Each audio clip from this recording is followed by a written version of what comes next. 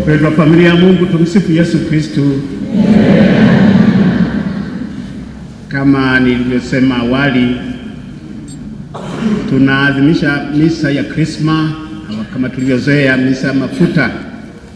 Na katika misa hii Krisma itawekwa wakfu, mafuta ya wagonjwa na wakatekumeni yatabarikiwa. Historia ya misa ya Krisma ni ya muda mrefu. Katika karne ya 5 misa hii iliadhimishwa siku ya Alhamisi Kuu asubuhi, ikitenganishwa na adhimisho la karamu ya mwisho inayofanywa Alhamisi Kuu jioni. Kwa sababu za kichungaji ni vigumu, hasa katika mazingira yetu, kuadhimisha misa ya Krisma katika Alhamisi Kuu asubuhi na mapadre waweze kurudi parokiani ili kuadhimisha misa ya karamu ya mwisho jioni yake. Hivyo misa hii ya Krisma inashauriwa kuadhimishwa siku yoyote, lakini iliyo karibu na Pasaka. Ndio maana sisi hapa kijimbo tunaadhimisha leo siku ya Jumanne ya wiki kuu, karibu kabisa na adhimisho la Pasaka.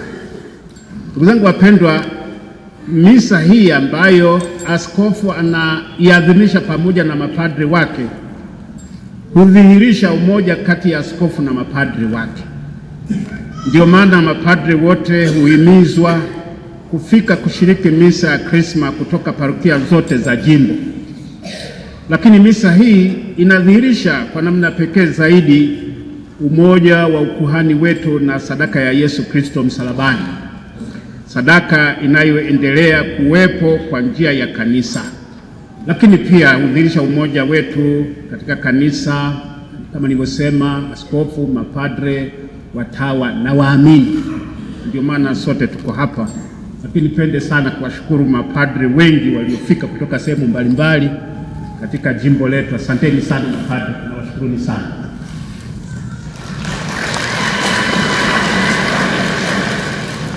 Ndugu zangu wapendwa, kiini cha adhimisho la misa hii ni mafuta matakatifu, na Papa Benedikto wa 16 alieleza juu ya misa ya Krisma na akasisitiza kuwa mafuta haya matakatifu hutusindikiza katika maisha yote kupitia mikono ya askofu na mapadri wake, kutoka siku ile tunapakwa mafuta ya wakatekumeni na baadaye Krisma wakati wa ubatizo, kipaimara na hata daraja takatifu ya upadre na uaskofu.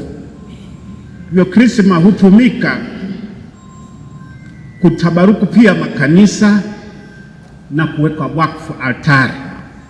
Ndugu zangu wapendwa, tukipakwa mafuta yanapenya ngozi ya mwili kiasi kwamba hakuna sabuni inayoweza kuyaondoa. Hata kama mapadre baada ya kupakwa mafuta kiganjani siku ya upadre hunawa mikono, na pengine watu wao wanashangaa, nasema padre wamepakwa mafuta matakatifu alafu mara moja wanachukua maji wananawa.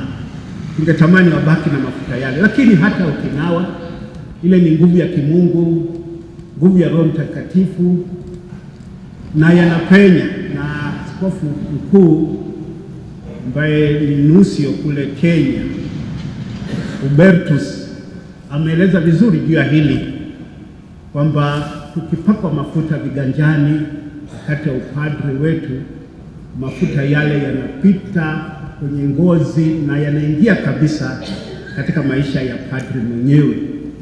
Na hata kama padre atapata baadaye nafasi au mara baada ya kupakwa mafuta kanawa, hayaondoi, hakuondoi mafuta yale. Na hata katika sakramenti zingine, kipaimara kwa mfano, watoto wetu wanapopata sakramenti ya kipaimara, tunawapaka mafuta ya Krisma kwenye paji la uso na tunawaambia pokea muhuri wa paji la Roho Mtakatifu. Maana yake muhuri unaonyesha ni mali ya nani. Tunataka kutambua na kuwathibitisha kwamba hawa ni mali ya kanisa, na kwa namna pekee mali ya kanisa Katoliki, na hivyo maisha yao yote watabaki kuwa mali ya kanisa Katoliki kwa sababu ana muhuri. Na ndio hata dokumenti zetu na mali zingine tudogonga mihuri, vitabu na nini, kuthibitisha hii ni mali ya nani. Na sisi tunathibitishwa kwa njia ya sakramenti ya kipaimara kwamba sisi ni mali ya Kristo ndani ya kanisa Katoliki, na hivyo hata kama unaweza kupata kishawishi katika maisha ukahama dhehebu ukajiunga huko, ni kama tu kitabu tu kinatoka katika shule moja, baadaye tunaenda kukiona kwenye shule nyingine, kimepotea njia tu, lakini muhuri ule bado unatambulisha ni mali ya nani. Kwa hivyo ndio maana kuna muhimu kutambua sakramenti hizi tunazozipokea zinatupatia muhuri usiofutika katika maisha yetu. Ndugu zangu wapendwa, mafuta ya wagonjwa yanatuondolea maumivu yote ya mwili na maradhi na magonjwa yote, lakini pia hutuondolea maradhi ya kiroho, maana yake hutuondolea dhambi zetu, kama tunavyosoma pia katika waraka wa Yakobo sura ya 5 aya 14 hadi 15. Je, yuko mgonjwa kati yenu? Anapaswa kuwaita wazee wa kanisa, nao watamwombea na kumpaka mafuta kwa jina la Bwana, na kule kuomba kwa imani kutamwokoa mgonjwa yule, na Bwana atamwinua, hata ikiwa amefanya dhambi atasamehewa. Ndugu zangu wapendwa, baadhi ya waamini hudhani kwamba padri akifika kutoa mpako kwa mgonjwa basi anakuja kuharakisha kifo chake, na hata wengine huwa wanakataa. Nilienda mara moja parokia fulani kutoa mpako kwa mgonjwa, alikataa, sema baba, mimi bado maana yake sio wakati wangu, sijafikia hatua ya kuaga dunia, kwa hiyo naomba uniache. Alikataa, alisema kama umebeba Ekaristi nitapokea, lakini mpako baba, tafadhali naomba urudi nao. Ndugu zangu, mafundisho yetu yanatuthibitishia kwamba mpako hutuponya kimwili na kiroho, na mahali pengine pamethibitika watu wamepakwa, walikuwa wagonjwa mahututi, siku ya pili tunawakuta wanatembea huko barabarani. Kwa hivyo hutuponya kimwili na kiroho, kutuondolea dhambi, lakini hutuimarisha pia katika mwili kwa kutuponya kutoka magonjwa yetu. Liturujia hii ya mafuta matakatifu imechota desturi kutoka neno la Mungu. Neno la Mungu linatueleza kuwa wafalme, makuhani, manabii walipakwa mafuta ili kuwekwa wakfu. Ninayo mifano michache. Kisoma kitabu cha Kutoka sura ya 28 aya 41, tunaona wana wa Haruni waliwekwa wakfu kwa kupakwa mafuta. Lakini pia tukisoma kitabu hicho cha Kutoka sura ya 40 aya 10, tunaona altare kuwekwa wakfu kwa kupakwa mafuta. Na ndio hata sisi katika kutabaruku makanisa na altare huwa tunaipaka mafuta kama ishara ya kuitabaruku. Lakini kitabu cha kwanza cha Samueli sura 9 ya 16, tunasikia pia mtu wa kabila la Benyamini kupakwa mafuta kuwa mtawala wa Israeli. Lakini kitabu hicho Samueli wa kwanza sura ya 15 ya kwanza, tunaona mfalme Sauli akipakwa mafuta na nabii Samueli kuwa mfalme. Lakini pia Samueli 16:13 tunaona Samueli anampaka mafuta Daudi. Lakini pia wazee walipaka mafuta Daudi awe mfalme kule Hebroni. Na Isaya 61 aya ya kwanza, nabii Isaya anakiri kuwa Roho wa Bwana yu juu yangu kwa sababu amenitia mafuta ni wahubiri wanyenyekevu habari njema, na kuendelea. Na hata katika Injili tuliyosikia sura ya 14, Injili ya Luka sura ya 4 aya 16 hadi 21, tunaona Yesu mwenyewe akiwa kijijini mwake Nazareti, akiwa ndani ya sinagogi, aliyanukuu maneno ya nabii Isaya sura hiyo niliyoitaja ya 61 aya ya kwanza, kama tulivyosikia pia katika somo la kwanza kwamba Roho wa Bwana yu juu yangu kwa maana amenitia mafuta kuwahubiri maskini habari njema. Amenituma kuwatangazia wafungwa kufunguliwa kwao na vipofu kupata kuona tena, kuacha waliosetwa na kutangaza mwaka wa Bwana uliokubaliwa. Ndugu zangu, Yesu aliwekwa kuwa kuhani mkuu wa Agano Jipya na la milele kwa kupakwa mafuta na Roho Mtakatifu. Na ili ukuhani huo wa Yesu upate kudumu katika kanisa, yeye mwenyewe aliwateua watu na kuwashirikisha huduma yake ya kikuhani kwa kuwawekea mikono. Kwa njia ya daraja ya upadre tumepewa ukuhani ili tuwahudumie watu kwa njia ya kuwahubiria neno na kuwagawia masakramenti. Kwa njia hiyo sisi mapadre tunashirikishwa huduma takatifu ya Yesu Kristo. pale tunapowekewa mikono, tunapopewa daraja ya upadre na kupakwa mafuta matakatifu ya Krisma. Na hivyo tunaalikwa na kukumbushwa tunapotoa huduma hizo takatifu kujitahidi kufanana na sura ya Kristo mwenyewe ambaye alidumu katika kushuhudia imani na upendo wa Baba yake.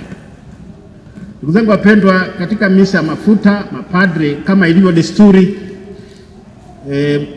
watarudia ahadi zao za kipadre, yaani kuweka ahadi ya kuendelea kutoa huduma hizi takatifu kwa uaminifu na ukamilifu na kwa ibada na kujitahidi kufanana na sura ya Kristo mwenyewe aliyetushirikisha wajibu huo. Ndugu zangu mapadre, tutarudia ahadi hizi sio kama desturi, bali kwa nia thabiti ya kuahidi kusonga mbele katika utume wetu kwa maongozi ya Roho Mtakatifu. Kama tulivyosoma katika somo la kwanza, pamoja na wajibu wetu wa kuhubiri habari njema, tunatumwa kuwa faraja kwa wanaolia, kuwa mafuta ya furaha kwa wale tunaowahudumia badala ya maombolezo, kuwa vazi la sifa nzuri badala ya roho nzito. Hakika tukitenda haya vyema, watu watatuita wahudumu wa Mungu wetu na kizazi kilichobarikiwa na Bwana. Ndugu zangu, katika changamoto zinazotokana na utume wetu, tukumbuke kuwa Yesu Kristo anatupatia mfano wa ukuhani kamili na sio kipande cha ukuhani, kwa sababu yeye ameunganisha ukuhani wake na sadaka yake au na ukafara wake kama padre, lakini pia kama mwanakondoo wa sadaka. Ndugu zangu, hicho ndicho tutakachokishuhudia katika wiki kuu, kwamba Kristo kuhani, mwanakondoo wa sadaka, lakini pia ni altare. Alhamisi Kuu ya karamu ya mwisho inaunganishwa na Ijumaa Kuu ya ukafara wake. Ndio maana misa takatifu tunayoadhimisha kila siku inaunganika zaidi na sadaka ya Yesu pale msalabani, tukio tunaloadhimisha katika Ijumaa Kuu, maana yake pale anapotolea sadaka yake. Tukumbuke maneno ya sala ya Ekaristi: twaeni mle nyote, huu ndio mwili wangu utakaotolewa kwa ajili yenu. Twaeni mnywe nyote, hiki ndicho kikombe cha damu yangu, damu ya agano jipya na la milele, itakayomwagika kwa ajili yenu na kwa ajili ya wengi kwa maondoleo ya dhambi. Fanyeni hivi kwa ukumbusho wangu. Ndugu zangu, tunaalikwa nasi katika wiki hii kuu tujifunze kuishi ukuhani wetu kamili. Makuhani hutolea sadaka, lakini pia tuwe tayari kama makuhani kuwa kafara kwa kutolea nafsi zetu, kwa kujiepusha na kishawishi cha ubinafsi, kwa sababu ugonjwa mkubwa katika ukuhani na kinachopingana na ukuhani wetu ni ubinafsi. Hiyo ni kama saratani katika maisha, ndio inayoharibu kabisa kazi yetu ya uchungaji. Ule ubinafsi, ule umimi, kutaka kufaidika kuliko kuwafaidia wale ambao tumetumwa kuwahudumia, kufikiri kwanza mimi nitafaidika namna gani na kile ninachokitoa au kile ninachokitolea sadaka.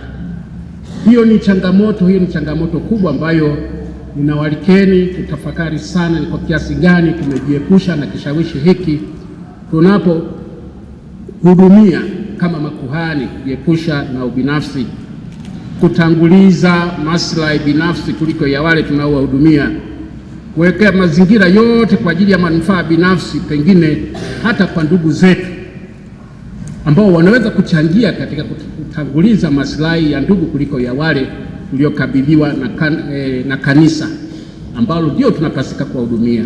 Yesu mwenyewe alisema wazi, mama yangu na ndugu zangu ndio hao walisikiao neno la Mungu na kulifanya, kama tunavyosoma katika Injili ya Luka sura ya 8 aya 21. Yesu mwalimu wetu alitolea nafsi yake yote kwa ajili ya ukombozi wa watu, wala tusijaribu kuyakimbia magumu yanayotokana na kazi ya kuhani, bali tukabiliane nayo, kwani mwalimu wetu hakukimbia msalaba, bali aliubeba hadi mwisho wa safari yake. Daima tukumbuke kuwa upadre wetu ni huduma, ni sadaka, lakini pia ni kafara. Ndugu zangu, Ni rahisi sana kutafuta mazingira ambayo ni mepesi na ni rahisi, ni mazuri, yanatufurahisha, yanatupendeza, kujijengea ka comfort zone wanasema wazungu, to create your own comfort zone, na ambayo pengine inakuwa ni ngumu sana hata kutoka pale na kwenda mahali pengine. Unaweza kuona ni ngumu pengine kuhama kutoka parokia moja kwenda nyingine, kwa sababu tumetengeneza comfort zone na tunataka tudumu katika comfort zone ile, na wala sio kwa ajili ya huduma ya watu, ila tu tumetengeneza mazingira ambayo yanatufurahisha sisi kubaki pale. Tunajitengenezea mazingira yanayotunufaisha. Ni kama nilivyosema awali, hili linatokana na hali yetu ya binafsi ambayo ni lazima tupambane nalo, tuone kwamba sisi tuko pale kwa ajili ya huduma, na hata kama kuna changamoto mbalimbali katika utume wetu, hatuwezi kuzikimbia kwa kuchagua mahali kwa sababu sema hapa mimi hapa. Hapana, tukote pale tunapoweza kutumwa kufanye kazi ile kwa moyo radhi, kama tulivyoahidi na tutakavyorudia leo katika ahadi zetu za upadre. Lakini ninawalikeni sana nanyi waamini, kwa sababu kazi hii si rahisi. Kazi ya upadre si rahisi, ni ngumu. Lazima tuseme wazi, ni ngumu. Ni kama kuogelea kinyume na mkondo. Sasa katika mambo haya na maisha haya ya kawaida tunahitaji sana nguvu na sala na neema za Mwenyezi Mungu. Tusisimame kama watu ambao tunatazama kama tunaangalia mpira ni namna gani, nani ameshindwa kucheza katika mechi hii, nani ameshindwa, nani ameanguka. Lakini tufanye kazi ya kusali kuhakikisha kwamba wale wanaohudumia wanasimama imara katika utume wao. Huo ndio wajibu wetu. Wakati fulani unaweza kuona sisi tunaweza kufurahia kuanguka kwa mtu. Mungu afurahii mwovu apotee, na sisi lazima tusifurahie kuona mmoja mwingine amehangaika na ameanguka katika maisha, katika utume wake, bali tuone ni kwa namna gani tunasaidia kuchangia asimame imara na endelee kuhudumia. Na pengine tunachangia kwa watu kuanguka katika utume wao, badala ya kuwasaidia, kuwasindikiza kwa sala na misaada mbalimbali ya kiutu ili waweze kuhudumia vizuri, tunakuwa ni sababu ya watu kuanguka katika utume huo. Kwa hiyo ninawaalikeni na waombeni sana wapendwa waamini, tuwaombee mapadri wetu, wahudumu wetu, na muendelee kutuonesha upendo wenu wa kweli, wa thabiti wa Kikristo, na pia tuendelee kuwatunza. Lakini tunawashukuru namna mnavyoweza kututunza katika parokia zetu, lakini tusichoke ili tuendelee kupata hii huduma. Na walikeni muendelee kututunza, endeleeni kututunza ili tuendelee kuwahudumia bila kuchoka.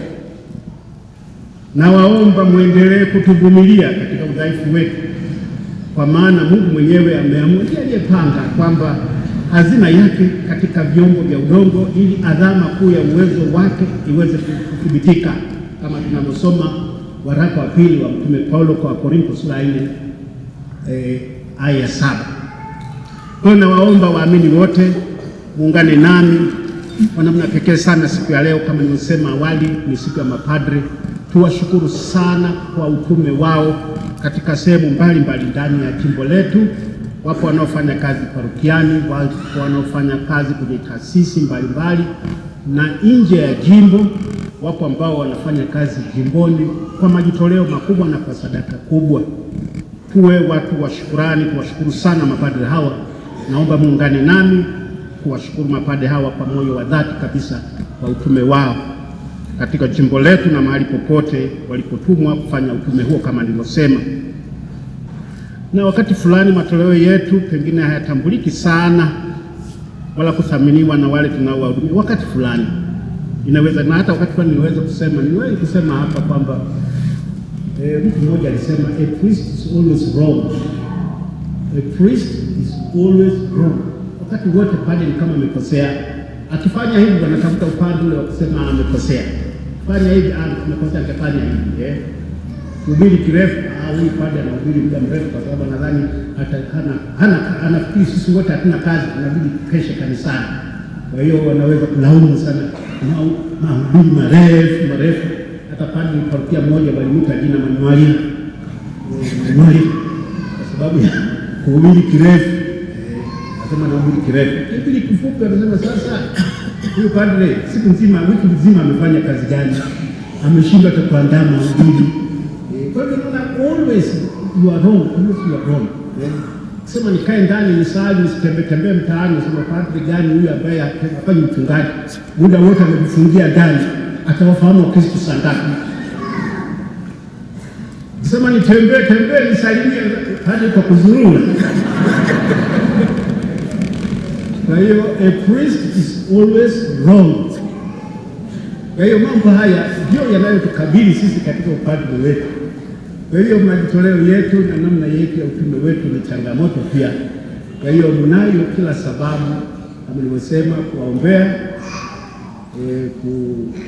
kuwasaidia kwa mali na hali ili waweze kutoa huduma yake vizuri, lakini kwa namna pekee sana kwa siku ya leo tuwakumbuke mapadre wetu, tuwaombee katika utume huo ili wasikate tamaa katika huduma hiyo.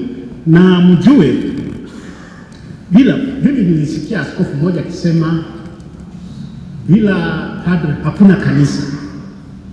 Nikasema huyu askofu anaelewa anachosema, lakini baadaye kule mbele nikaona ni kweli. Kuna mahali ambapo katika Afrika walipotea mapadre, yaani kulikuwa na mazingira magumu sana. Padre alianza, hawakuwa na mapadre waliokuwa naongezeka. Ni Afrika Kaskazini huko Algeria na watu ambapo wametokea kina Mtakatifu Agustini. Pole mapadre walipopotea, hakukuwa na mapadre wapya. Pole na Ukristo ulianza kufifia mpaka leo hakuna Ukristo tena, hakuna kanisa.